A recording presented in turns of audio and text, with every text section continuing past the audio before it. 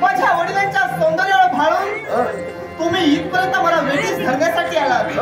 पण एक गोष्ट ध्यानी ठेवा, ज्या परमेश्वराची आम्ही भक्ती केली ना, तो परमेश्वर काही झोपी गेला नाही.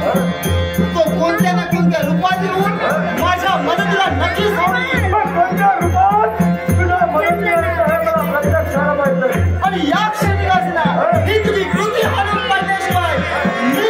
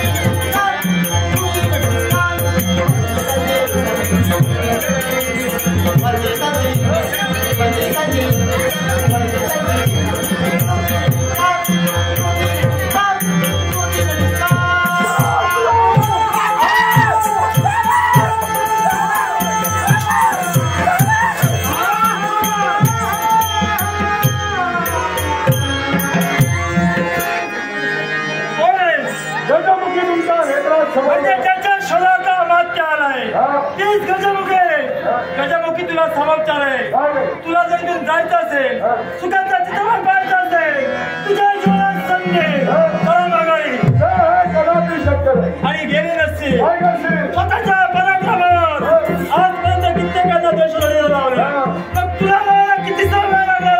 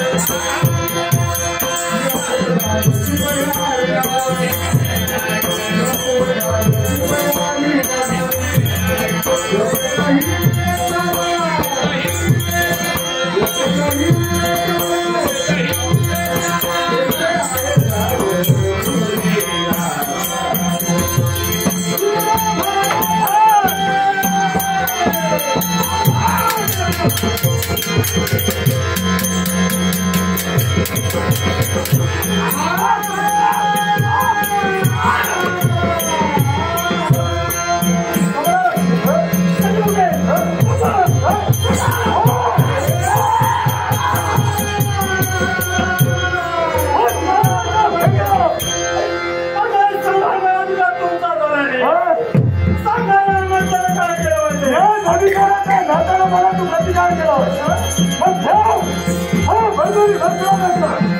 ही सर्वाचा करूला सुद्धा माणसाचा गावीला नसतो दुःख संसारासाठी आम्हाला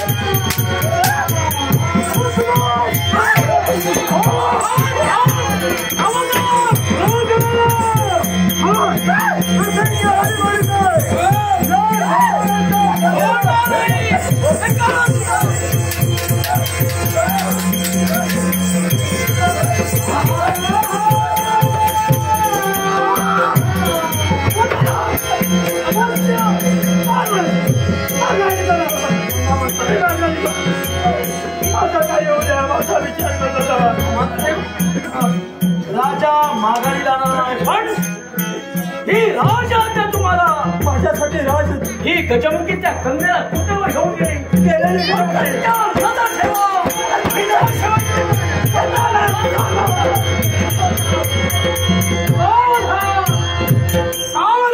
इशारा देणारी व्यक्ती कोण आहे माझ्या क्षेत्रात विजय देशात तुम्ही थैमान घातला याच विजय देशाचा राजा चंद्रनाथ तुझ्या नेत्रासमोर उभा आहे मग राजा चंद्रनाथ तुम्ही ठेवा होता आम्हाला मी यालाही कारण नाही तुमचा शेवट करो या तुमच्या सगळी आम्हाला सत्ता बतावी करायची काय म्हणालीस माझीच मार्ग प्रतीक्षा होती अगं एवढीच घाई माझ्यासाठी होती मग भरल्या राजदरबारी का आली नाही मग मला सर्वांचे आवाज का केला नाही कारण या मृत्यूलोकात प्रत्येक राजधानी राजापर्यंत जिंकत आलो आणि याच्यापुढे ही असणारी राज्य आम्हाला जिंकायचे या उद्देशाला मी टाकलेली पावलं केव्हा माघारी घेऊ काही राज्यांवर सत्ता प्रस्थापित केली फक्त या तुमच्या राज्यावर सत्ता प्रस्थापित करण्यासाठी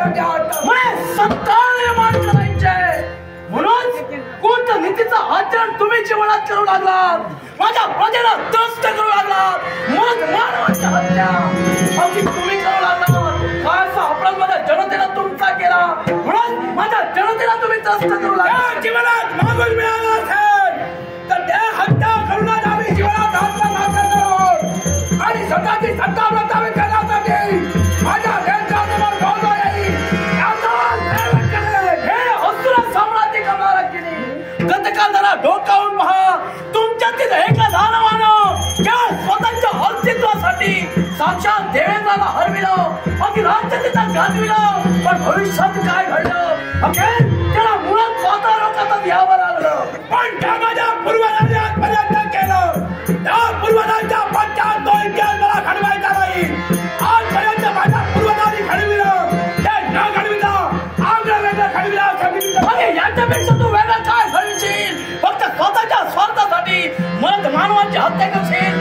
लोक माझ्याशिवाय तुझ्या जीवनात संधी नाही, तुझा शेवट आणि राजा ज्या या कमळाला ज्या अपेक्षेला पावलं लागले ती माघारी घडण्यासाठी नव्हे तरी काही काम पूर्ण करत असताना मला नेत्राने मला असेल आपल्याला स्वर्गाची गाडी करे. त्याच स्वर्गात तुला मरण पाठवण्यासाठी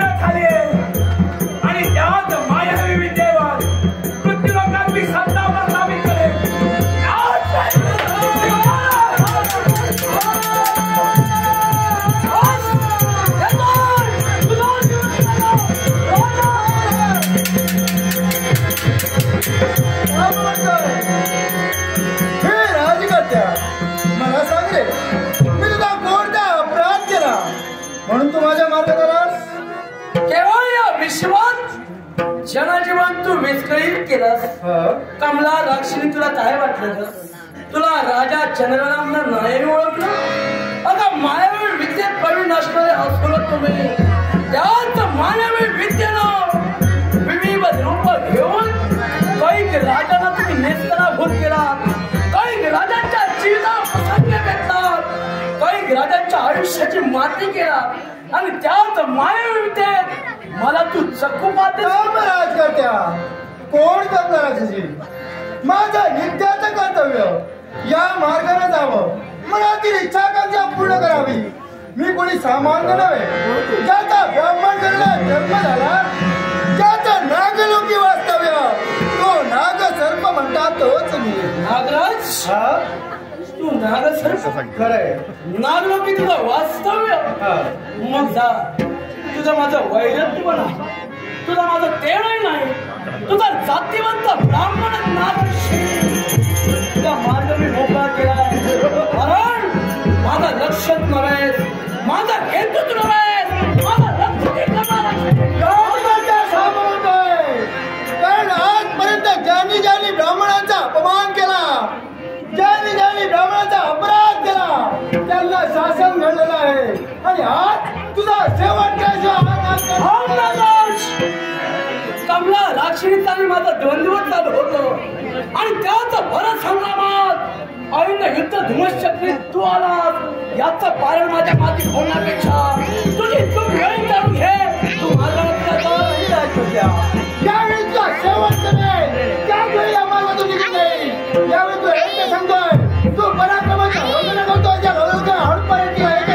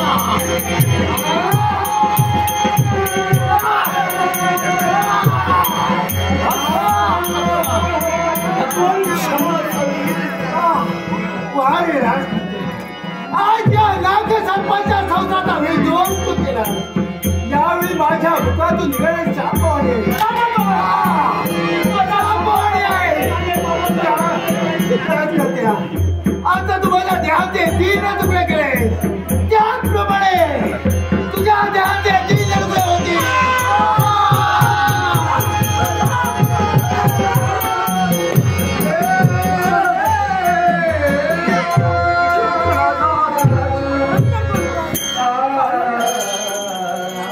एका नाग सर्पाची हत्या झाली.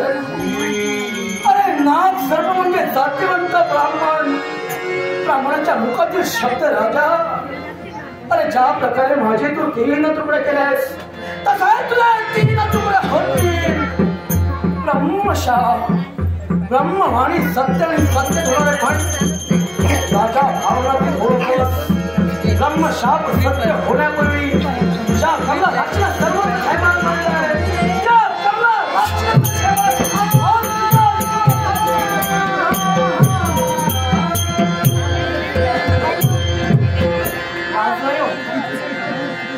एका भेडाप्रमाणे कृती केली आणि निर्लज्ज प्रमाणे हसून शिवराज मिळविताना आपण कधीच मिळत नसतं. हे युक्तिवादाने मिळवावं लागतं. जे नशिबात नसतं ते केव्हा मिळत नसतं आणि दुसऱ्याच्या ताटातील तो घेतो ते तेव्हा केल्याला कधी मिळत नसतं. ते फक्त उकिरड्यावर जातं. एवढं लक्षात ठेव. हे मला माझ्या जीवनात आवडलं. हे मिळविताना दुसऱ्याच्या उरावर पाय ठेवून मिळवावं लागलं तरी चालेल, पण या विश्वाचा घटका लक्षात ठेव. तू दुसऱ्याच्या उरावर पाय देशील, पण या जगात शेरा सव्वाशे जगाचा नियम आहे. एक ना एक दिवस तरी तुझ्या उरावर कुठेतरी माझ्या उरावर पाय देवाला ज्यावेळी निर्माण होईल त्याचा देवत करून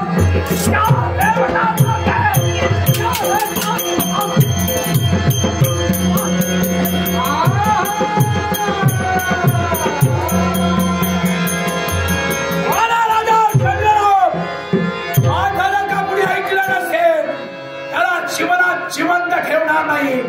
तुझ्या देहाचे 3 तुकडे केले मग सावधान.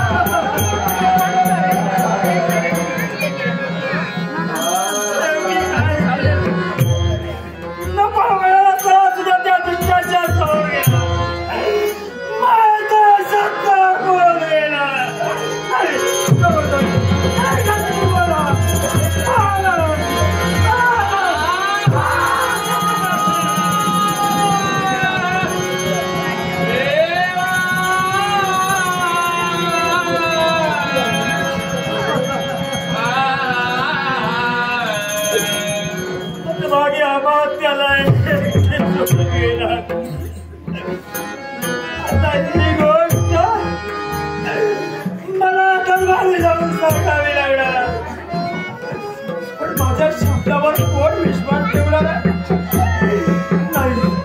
हे पाहिलं एकटा पाहिलं एकटा बोलून पुरावा देऊ शकत नाही. सारे प्रजाजन मानतीलही माझ्या शब्दावर माहिती, पण त्या भोळ्या बाबड्या तिने हातोत नाद प्रेम ज्याच्यावर गेलो तेव्हा आपलं सौभाग्य देवना जगलो. तिची सेवा करण्यासाठी तयार झाले. ती माझी भावनी नाही देवा. तिच्यावर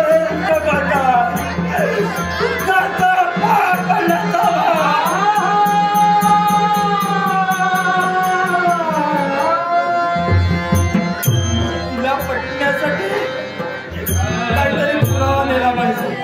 बोल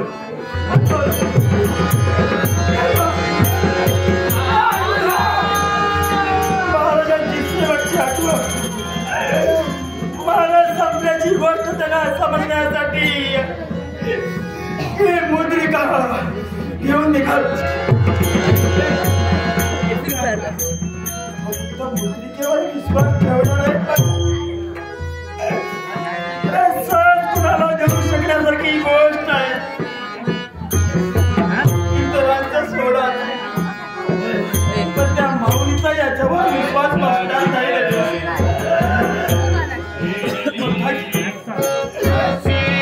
विश्वास पटवण्यासाठी आठवलं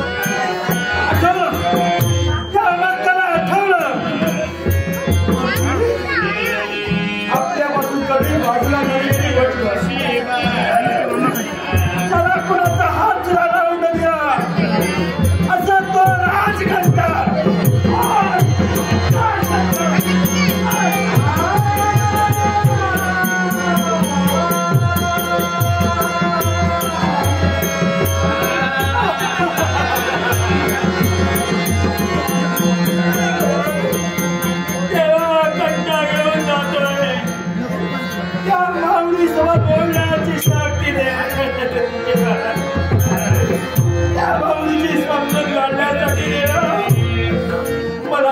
महाराज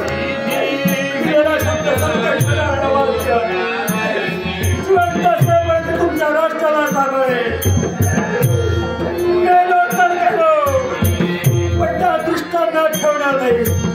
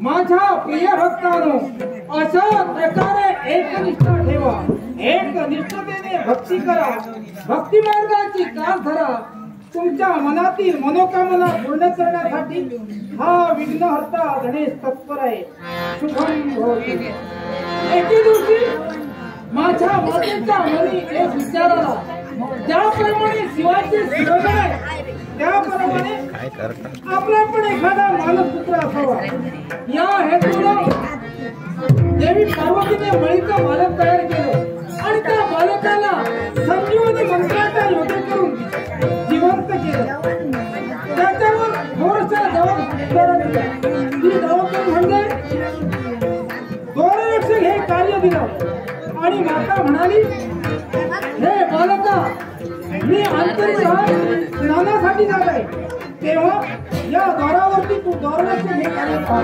कुणालाही अंतर्गृहात प्रवेश देऊ नको असं सांगून माता पार्वती स्नानासाठी निघून गेली काही क्षणार्धात माझे पिताही शंभूमहादेव त्या ठिकाणी आले आणि अंतर्गृहात प्रवेश करण्याचा प्रयत्न करू लागले त्या बालकानं त्यांचा मार्ग रोखला तेव्हा शंभू महादेवाने सामर्थ्याने थांबवण्याचा प्रयत्न केला पण तो बालक मात्र ऐकेना शब्दातून शब्द राहिला यातून संघर्षात आणि त्या संघर्षात युद्ध झालं आणि त्या युद्धामध्ये शिव शंभूने त्या बालकाचा शिरच्छेद केला शिरच्छेद करता क्षणी देवी पार्वतीला त्या बालकाची कळून सुटकाही ऐकू आली आणि त्या ठिकाणी देवी पार्वती आली देवी पार्वतीने अट्टहास केला की हा बालक माझा आहे हा माझा मानसपुत्र आहे त्याला प्रथम जिवंत करा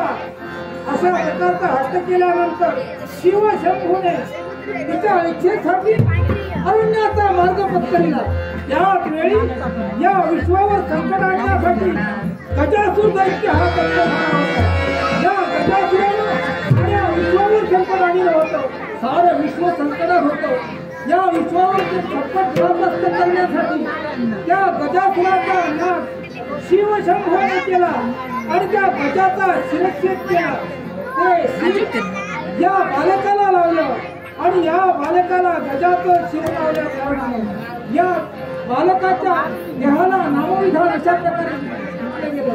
ते म्हणजे गजानन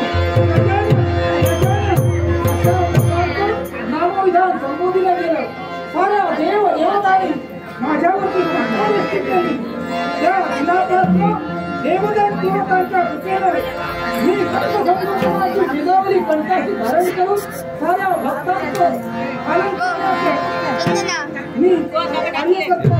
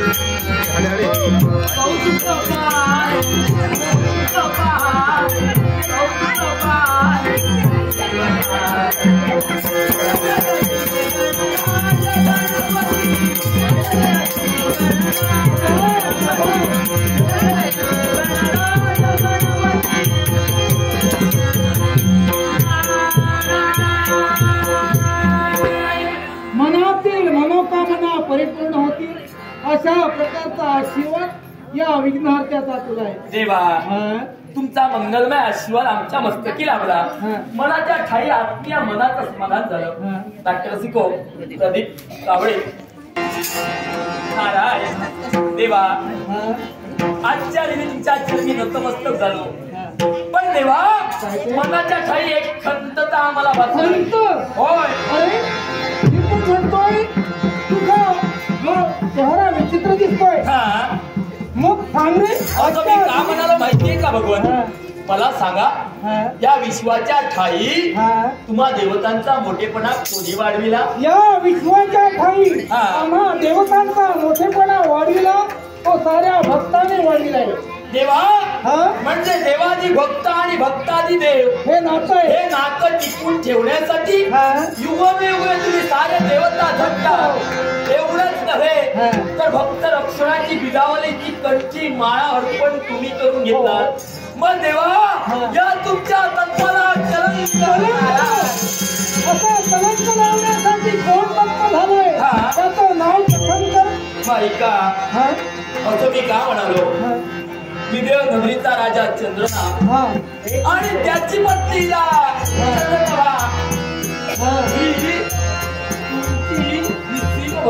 माझे एकनिष्ठ भक्त आहे. एवढंच नव्हे तर स्वतःच्या जीवनात संकटची लोकांची आचरणा करतात. मग देवा एवढं असून सुद्धा